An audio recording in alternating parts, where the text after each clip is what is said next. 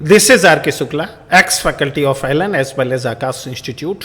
बच्चों, आज 21 अगस्त है और जैसा कि हमने बात किया था कि नीट 2023 एंड 24 के लिए ऑनलाइन बायोलॉजी कोचिंग हम स्टार्ट करेंगे 21 अगस्त से।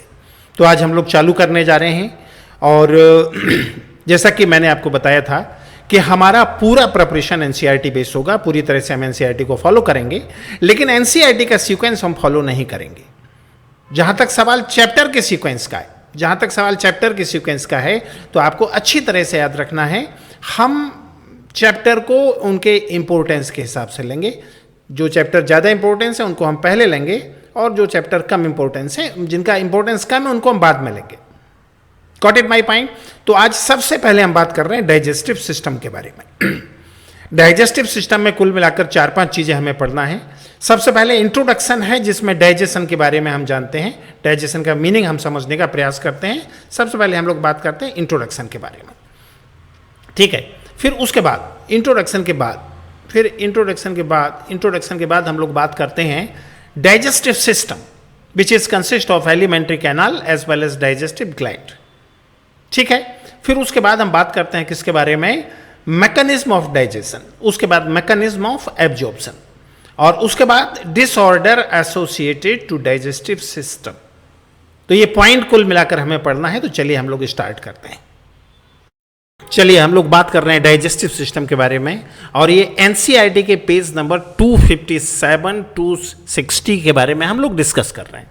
अब देखो, जब हमें चीज़ों को समझना होता है तो थोड़ा सा मॉडिफिकेशन चीज़ों में आता है। तो एनसीईआरटी में जैसे लिखा हुआ है, थोड़ा थोड़ा हमने उसको मॉडिफाई किया हुआ है।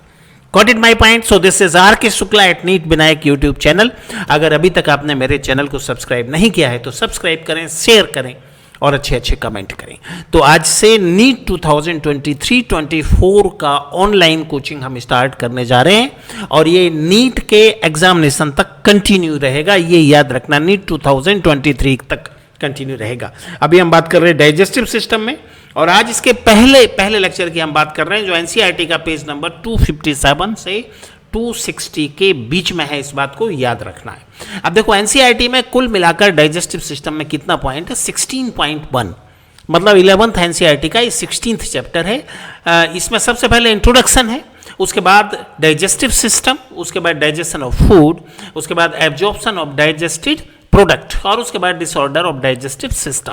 तो सबसे पहले हम बात करेंगे फूड के बारे में। देखो, फूड का 2 हिस्सा है, एक वो जिसका डाइजेशन होना है और डाइजेशन के बाद एब्जॉर्प्शन होना है, ठीक है ना। देखो, फूड का जो कॉम्प्लिकेटेड पैटर्न है, कॉम्प्लिकेटेड पार्ट है, जैसे प्रोटीन, कार्बोहाइड्रेट और लिपिड, उसका एब्जॉर्प्शन होना है। एब्जॉर्प्शन मतलब एलिमेंट्री कैनाल से निकलकर ब्लड में जाना पॉसिबल नहीं होता, तो पहले उसका डाइजेशन करना होता है। डाइजेशन का मतलब क्या होता है? कॉम्प्लेक्स फूड मटेरियल का सिंपलर फॉर्म में ब्रेकडाउन। तो पहले हम उसका डाइजेशन करेंगे और डाइजेशन के बाद उसका एब्जॉर्प्शन होगा। Got it my point? पहले डाइजेशन फिर एब्जॉर्प्शन, ठीक है। लेकिन जो स्मॉल पार्टिकल हैं, जैसे वाटर है, मिनरल है, विटामिन्स है, इनके डाइजेशन की जरूरत नहीं होती, ये सिंपलर फॉर्म में होते हैं। So these are called as non digestible fraction. ये हिस्सा एनसीईआरटी में पेज नंबर 257 में इंट्रोडक्शन में दिया हुआ है, जो अभी हम डिस्कस कर रहे हैं। थोड़ा सा याद करने के लिए हम चीज़ों को मॉडिफाई करते हैं। अब थोड़ा हम जानने का प्रयास करते हैं मीनिंग ऑफ डाइजेशन। अभी मैंने आपको बोला कि फूड मटेरियल के जो कॉम्प्लिकेटेड पार्ट हैं, प्रोटीन, लिपिड और कार्बोहाइड्रेट जैसे और न्यूक्लिक एसिड जैसे, उनका स्मॉल पार्ट में ब्रेक डाउन, स्मॉल सेगमेंट में, स्मॉल मॉलिक्यूल में break down, this is called as digestion. आप चाहो तो ऐसे भी कह सकते हो, जैसे प्रोटीन है, कार्बोहाइड्रेट है, लिपिड है, न्यूक्लिक एसिड है, all these are bio macro molecule. तो आप चाहो तो ऐसे भी कह सकते हो कि बायो मैक्रो मॉलिक्यूल का बायो माइक्रो मॉलिक्यूल में जो ब्रेक डाउन है, ठीक है, this is called as digestion. तो जब प्रोटीन, तो याद रखना डाइजेशन का मतलब क्या हुआ? भोजन के जो लार्ज मॉलिक्यूल हैं, मतलब बायो मैक्रो मॉलिक्यूल्स हैं, उनका स्मॉलर मॉलिक्यूल में ब्रेक डाउन, तोड़ना। जैसे प्रोटीन का ब्रेक डाउन होगा तो क्या बनेगा? Amino acid. कार्बोहाइड्रेट का डाइजेशन होगा तो क्या बनेगा? ग्लूकोज, फ्रक्टोज और गैलेक्टोज जैसे स्मॉल पार्टिकल बनेंगे। और लिपिड का होगा तो फैटी एसिड और ग्लिसरॉल जैसे बनेंगे। और जब न्यूक्लिक एसिड का डाइजेशन होगा तो क्या बनेगा? Base, sugar and phosphate. ठीक है। फिर हम बात करें डाइजेस्टिव सिस्टम। डाइजेस्टिव सिस्टम का दो पार्ट है, एक एलिमेंट्री कैनाल है और एक डाइजेस्टिव ग्लैंड है। आज के लेक्चर में हम लोग बात करने वाले हैं एलिमेंट्री कैनाल के बारे में, और डाइजेस्टिव ग्लैंड के बारे में अभी हम बात नहीं करने वाले हैं, वो हम अगले लेक्चर में कल बात करेंगे। जैसा कि मैंने आपको बताया था, एक हफ्ते में 4 लेक्चर होंगे और 5वां लेक्चर उन चारों लेक्चर का रिवीजन होगा, ठीक है ना। तो इस तरह से 5 दिन हम क्लास लगाएंगे, और जब डाइजेस्टिव सिस्टम कंप्लीट हो जाएगा अगले हफ्ते में, तो उसका हम टेस्ट लेंगे, तो वो हमारा 6ठा क्लास होगा। Got it my point.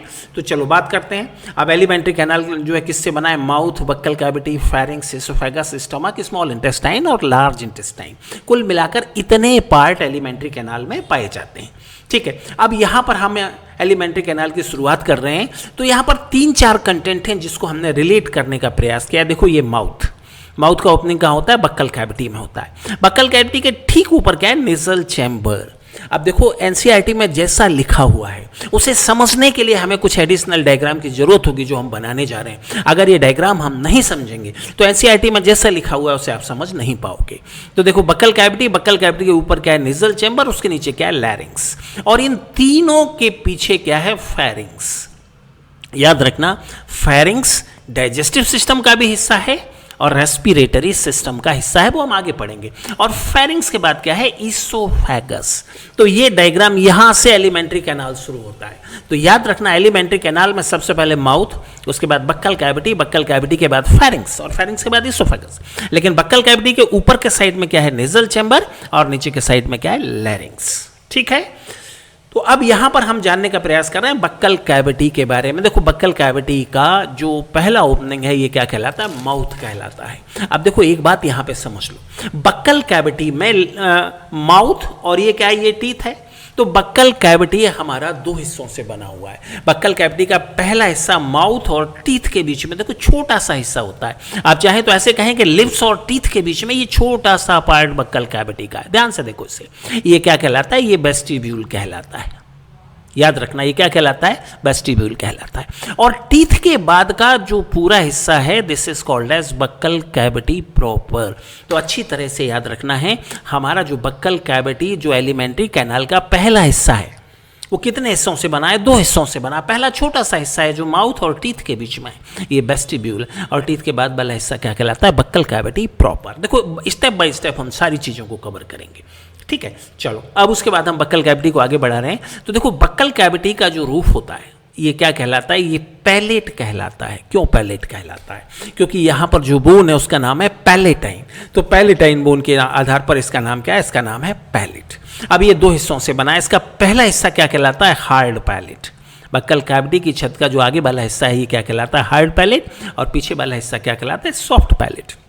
और उसके पीछे का हिस्सा, अगर कभी आप अपने मुंह को खोलकर मिरर के सामने खड़े हो जाएं तो पीछे एक फोल्ड जैसा हैंग होता हुआ दिखाई देता है, ये क्या कहलाता है? ये यूब्यूला कहलाता है। तो अगर आप बक्कल कैविटी की छत की बात करते हो तो पहला हिस्सा क्या है? हार्ड पैलेट, दूसरा हिस्सा क्या है? सॉफ्ट पैलेट, और तीसरा हिस्सा यूब्यूला। चलिए अब आगे बढ़ते हैं। फिर हम देखें, देखो बक्कल कैविटी में टंग है, ये टंग बना हुआ है, ठीक है। और देखो टंग के लोअर एंड पर एक फोल्ड लाइक स्ट्रक्चर है। मिरर के सामने आप खड़े हो जाओगे, साफ साफ आपको दिखाई देगा, जो बक्कल कैविटी के फर्श के साथ टंग को जोड़ देता है। ये क्या कहलाता है? ये लिंगुअल फ्रेनुलम कहलाता है। क्या कहलाता है? This is called as lingual frenulum. NCERT में अलग से इसका जिक्र है। तो याद रखना, टंग मतलब जीभ, उसके नीचे एक ये फोल्ड जैसा है जो टंग को बक्कल कैविटी के फर्श के साथ जोड़ता है, ये क्या कहलाता है? Lingual frenulum. और बक्कल कैविटी के ऊपर कुछ एक उभार हैं, ये क्या कहलाते हैं? पैपिली। कुल मिलाकर 4 तरह के उभार होते हैं। सर्कमवैलेट है, ये है, लेकिन अब ये आपके सिलेबस में नहीं है। और एनसीईआरटी में से जब 100 में से 100 क्वेश्चन आते हैं तो कुछ भी ऐसा पढ़ने की जरूरत बिल्कुल नहीं है जो एनसीईआरटी के बाहर है। तो अभी 2 साल पहले तक इन चीज़ों को मैं पढ़ाते रहा हूँ, लेकिन अब मैंने इनको हटा दिया है, ठीक है। अब अगर इन दोनों डायग्राम को एक साथ देखना है तो देखो ये हार्ड पैलेट, ये सॉफ्ट पैलेट, यूब्यूला, लिंगुअल फ्रेनुलम, और ये टंग, ठीक है। फिर अगर इन्हीं चीज़ों को आपको चार्ट फॉर्म में देखना है तो वेस्टिब्यूल एंटीरियर पार्ट है और बक्कल कैविटी प्रॉपर इसका पोस्टीरियर पार्ट है, जिसमें टीथ है, टंग है, heart and soft palate and salivary gland. अब हम बात करें किसके बारे में? थोड़ा सा टीथ के बारे में बात करें। देखो एक फॉर्मूला यहां पे याद रखना, DTH। DTH का नॉर्मल मतलब क्या होता है? नॉर्मल मतलब डायरेक्ट टू होम, बट यहाँ ये हमारे टीथ का टाइप है। D for diphyodont, T for thecodont and H for heterodont. तीन तरह के हमारा, जब हमारे टीथ को हम कैटेगराइज करते हैं तो तीन कैटेगरी में करते हैं, DTH। इनका मतलब क्या है वो अभी हम समझने वाले हैं। अभी आप जान लो, डाइफायोडोंट, थिकोडोंट और हेटेरोडोंट, ये तीन टाइप हमारे टीथ का होता है, ठीक है। फिर देखो, अब सबसे पहले हम बात करें डाइफायोडोंट। देखो, हमारे जीवन में दो तरह के दांत आते हैं। जब एक बच्चा छोटा सा होता है तो उसको टीथ आता है, और वो जो टीथ आता है वो 8-9 साल की उम्र में वो जो है गिर जाता है, झड़ जाता है, ठीक। उसके बाद जो टीथ आता है वो परमानेंट टीथ आता है। तो पहला सेट जो बच्चों में होता है, पहला सेट जो केवल बच्चों में होता है, छोटे छोटे बच्चों में होता है, और 8-9 साल की उम्र में क्या होता है, 8-9 साल की उम्र में ये गायब हो जाता है। इस बात को याद रखना, ये पहला सेट है जो केवल बच्चों में होता है, और 8-9 साल की उम्र में ये गायब हो जाता है। ये क्या कहलाता है? ये कहलाता है मिल्क डेंटिसन, और ये डेसिडुअस है। डेसिडुअस मतलब क्या है? इसको फाइनली गायब हो जाना है।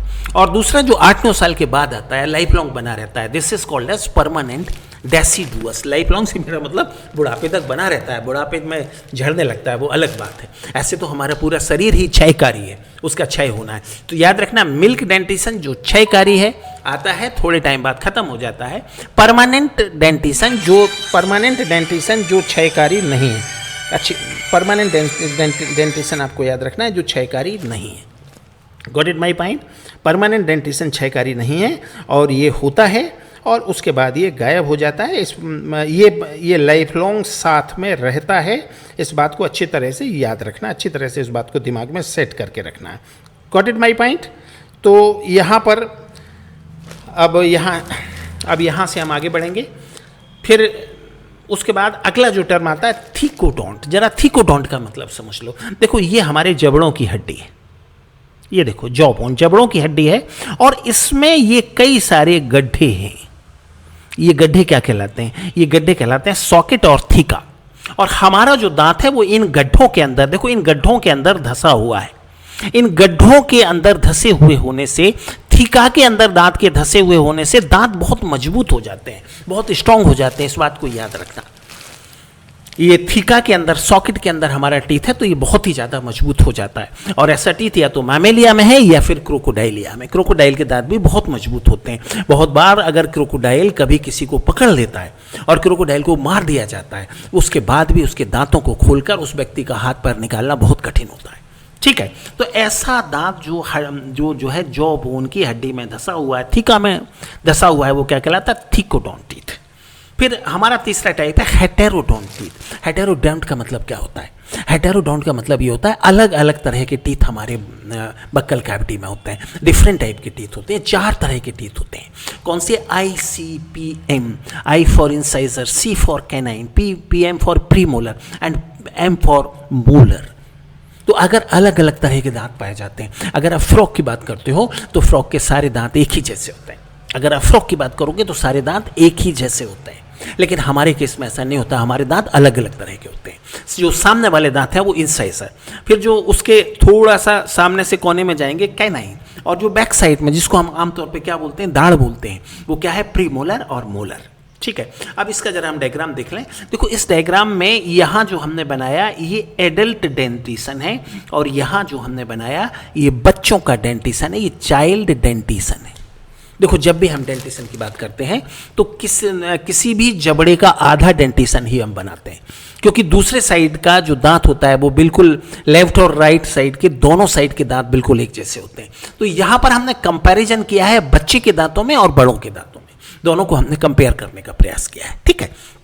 तो देखो, हम चाइल्ड से चालू करते हैं। देखो, ये बिल्कुल जो सामने वाले 2 दांत हैं, जो कि बच्चे में भी हैं और एडल्ट में भी, देखो यही दांत हैं, बिल्कुल आपके ठीक सामने वाले दांत हैं। ये क्या कहलाते हैं? इंसाइजर कहलाते हैं, इंसिसर। ये बच्चों में भी 2 हैं और एडल्ट में भी ये कितना होता है? एडल्ट में भी ये 2 होता है। उसके ठीक बाद ये नुकीला दांत, जो मांसाहारी एनिमल हैं, टाइगर है, लॉयन है, उनमें ये बहुत ज़्यादा मजबूत होते हैं। और हमारी मुंबई या फिल्मों में, हमारे बॉलीवुड में, जब किसी इंसान को राक्षस बनाना होता है, प्रेत बनाना होता है, आप ध्यान से देखना, उसके कैनाइन लंबे कर देते हैं, कैनाइन बाहर निकाल देते हैं। तो उनका अपना एक स्टाइल है, तो देखो अब ये इंसिजर, इंसिजर के बगल में क्या कैनाइन, कैनाइन बच्चों में भी एक है और बड़ों में भी एक है, ठीक है। अब उसके बाद ये दो दांत प्री मोलर जो यहाँ बना हुआ है ग्रीन कलर से, देखो ये बच्चों में एब्सेंट है, बच्चों में ये नहीं पाया जाता। प्री मोलर बच्चों में एब्सेंट होता है, इस बात को अच्छी तरह से याद रखना। देखो एडल्ट में ये है लेकिन बच्चों में एब्सेंट, ठीक है। एडल्ट में कितना है, 2 है, बच्चों में एब्सेंट है। फिर सबसे आखिर में जो ये दांत हैं स्काई ब्लू कलर के, ये क्या कहलाते हैं, मोलर कहलाते हैं।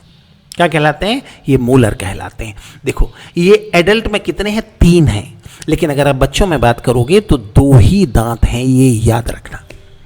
तो अब जरा हम ये समझने का प्रयास करें कि बच्चों के डेंटिशन में और बड़ों के डेंटिशन में क्या होता है। देखो इंसाइजर दोनों में 2-2 है, कोई अंतर नहीं है।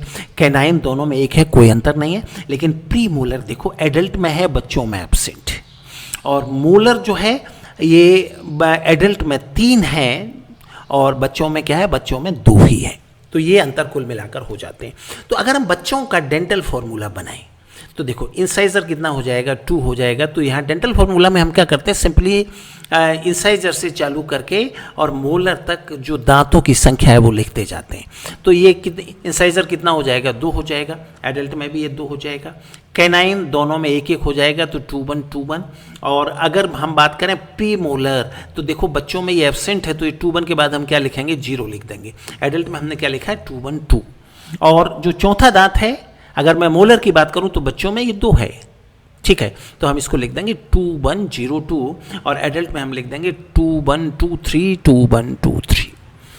अब इसको 2 बार हम क्यों लिखते हैं, देखो 2-1-2-3 ये अपर जबड़े का हाफ है और ये नीचे वाला 2-1-0-2 ये लोअर जो का हाफ है। इसी तरह से एडल्ट में 2-1-2-3 ये अपर जो का हाफ है और 2-1-2-3 ये लोअर जो का हाफ है। तो हम क्या करते हैं, डेंटल फार्मूला में हम क्या करते हैं, दोनों जबड़ों का आधा आधा हम लिख देते हैं, तो वो डेंटल फार्मूला बन जाता है।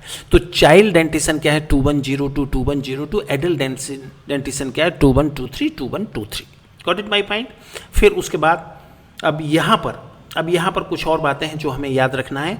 अब हम जरा बात करें फ्रैक्शन ऑफ टीथ। एक टीथ का अगर हम स्ट्रक्चर देखें तो कैसा होता है। अगर टीथ के हम पार्ट की बात करें तो टीथ का जो अपर पार्ट है वो क्या कहलाता है, this is called as crown. Crown के बाद क्या होता है, नेक होता है। नेक के बाद क्या होता है, रूट होता है। लेकिन अगर हम टीथ की लेयर की बात करें तो सबसे ऊपर की लेयर क्या होती है, इनेमल, उसके बाद डेंटाइल और उसके बाद पल्प कैविटी। ये हम डायग्राम में देखने का प्रयास करते हैं। देखो ये टीथ का हमने एक डायग्राम बनाया। इसका अपर पार्ट क्या कहलाता है, क्राउन कहलाता है। उसके बाद वाला पार्ट क्या कहलाता है, नेक कहलाता है। उसके नीचे का पार्ट रूट कहलाता है। देखो अब एक बात यहाँ समझ लेना, हमें चीज़ों को यहाँ समझना है। एनसीईआरटी के नोट्स में इसमें ऐड करने वाला हूँ इसको। और ये सारे डायग्राम हमें बनाने हैं, 2-3 बार ये डायग्राम बनाने हैं। और ये डायग्राम बनाने के बाद हमें एक बार एनसीईआरटी को पढ़ना है, पेज नंबर 257 से 260 तक। इतना अभी हम जिक्र कर रहे हैं। और एक बार ये डायग्राम आप बना लोगे, 2-3 बार 4 बार डायग्राम बनाना, उसके बाद जैसे ही आप एनसीईआरटी को पढ़ोगे एक एक लाइन आपको समझ में आती जाएगी, ठीक है। फिर हमने इसका ये अलग अलग लेयर देखा। सबसे बाहर का लेयर कौन सा है, इनेमल है। और याद रखना इनेमल हमारे शरीर का सबसे कठोर हिस्सा है, harder than the bone, bone से भी ज़्यादा कठोर है। उसके बाद क्या है, डेंटाइन है। डेंटाइन के बाद ये कैविटी है जो पल्प कैविटी कहलाती है और उसके बेस पर क्या है, रूट कैनाल है। अब यहाँ पे थोड़ा सा मैं एक रेफरेंस आपको और दे दूँ। देखो इनेमल हमारी बॉडी का हार्डेस्ट कंटेस्ट है और इसका ओरिजिन कहाँ से होता है, अमीलोब्लास्ट सेल से होता है। जबकि डेंटाइन का ओरिजिन कहाँ से होता है, ओडोंटोब्लास्ट सेल से होता है, ठीक है। अब ये अगर ये दोनों तीनों डायग्राम आपको एक साथ देखना है तो यहाँ पर ये एक साथ है, ठीक है। अब उसके बाद हम बात कर रहे हैं किसके बारे में, देखो बक्कल कैविटी के बारे में हमें जो भी बात करना था वो हमने कर लिया। अभी हम फेरिंग्स के बारे में बात कर रहे हैं। देखो फेरिंग्स में याद रखना, फेरिंग्स 3 हिस्सों से बना हुआ है। फेरिंग्स का अपर पार्ट जो नेजल चैम्बर के पीछे है, this is called as nasopharynx. अच्छी तरह से याद रखना, फेरिंग्स का अपर पार्ट जो कि नेजल चैम्बर के सामने है वो क्या कहलाता है, नेसोफेरिंग्स। उसका इंटरमीडिएट पार्ट जो कि बक्कल कैविटी के पीछे है ये क्या कहलाता है, ओरोफेरिंग्स। और उसका लोअर पार्ट जो कि लैरिंग्स के सामने है वो क्या कहलाता है, दिस इज कॉल्ड एज लैरिंगोफेरिंग्स, ठीक है।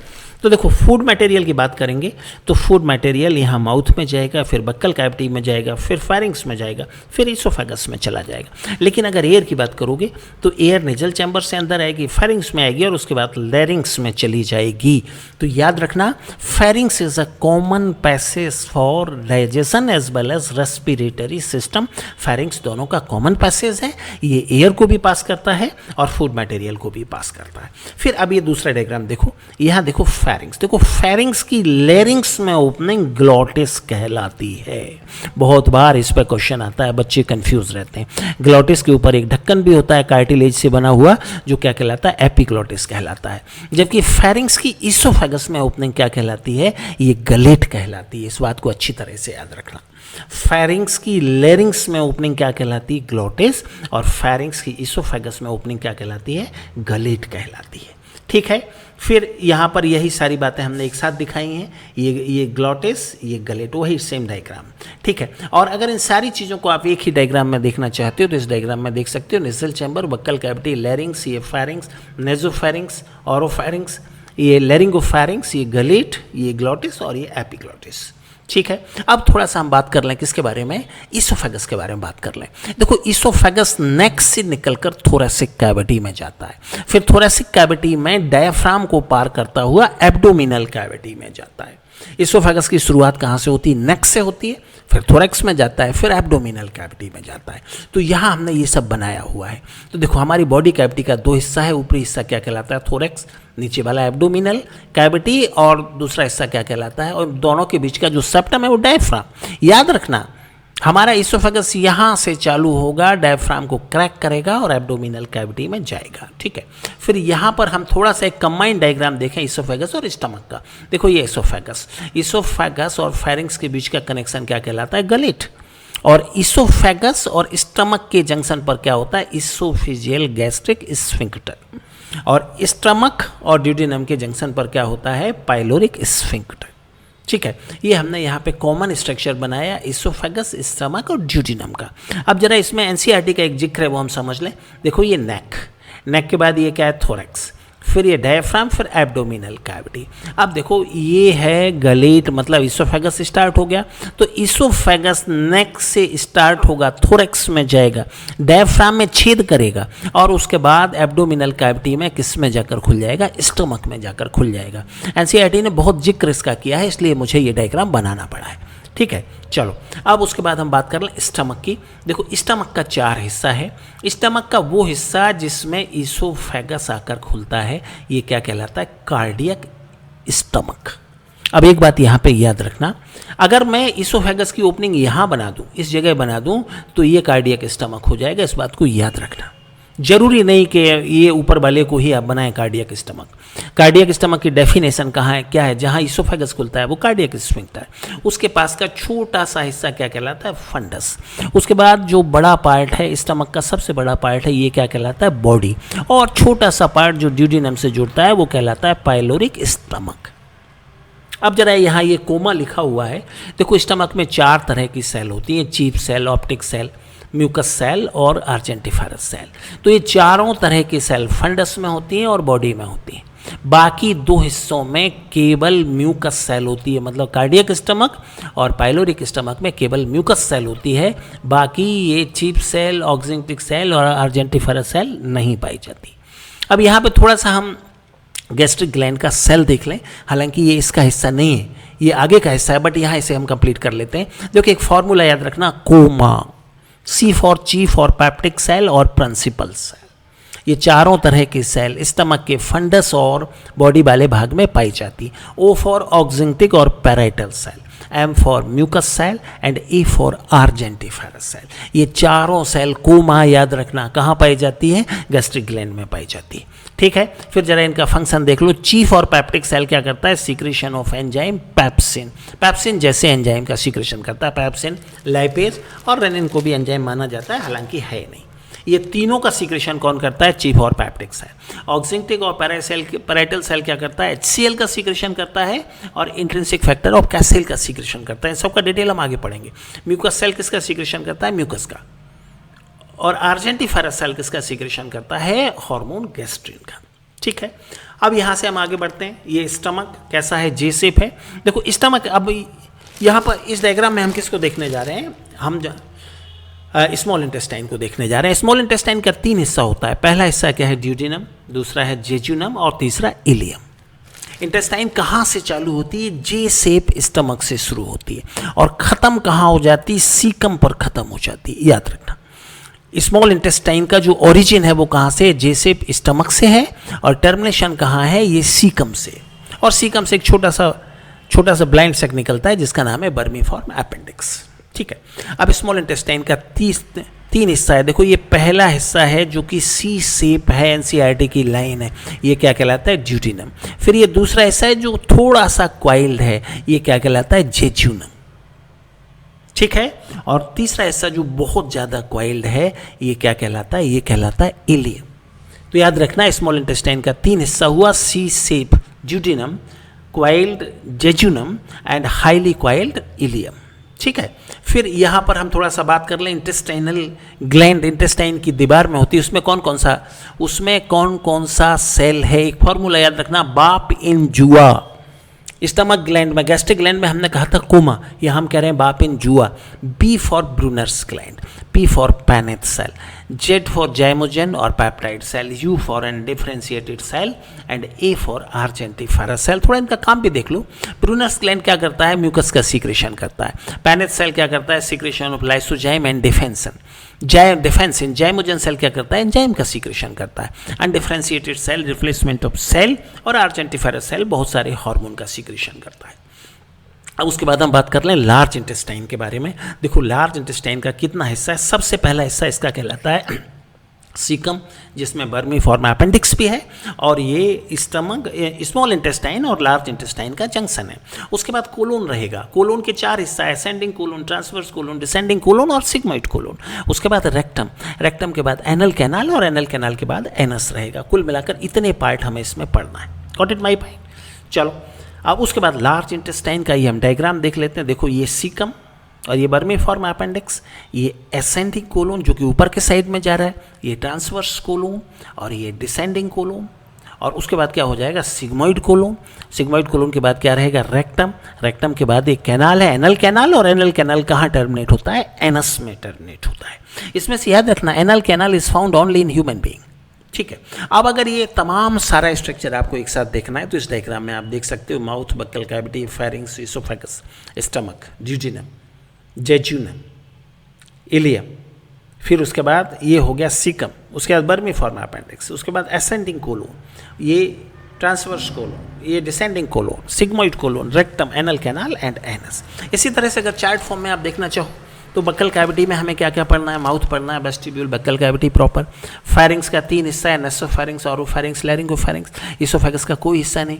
स्टमक में कार्डियक स्टमक, फंडस बॉडी और पाइलोरिक स्टमक। फिर इसमें small intestine, duodenum, jejunum, ileum, just revision के लिए है ये हिस्सा। सीकम विद बर्मीफॉर्म अपेंडिक्स, उसके बाद colon, ascending colon, transverse colon, descending colon, sigmoid colon, then rectum, then anal canal, then anus. Could you follow my point? तो इतना कुल मिलाकर हमें पढ़ना था, जिसको हमने पढ़ लिया है।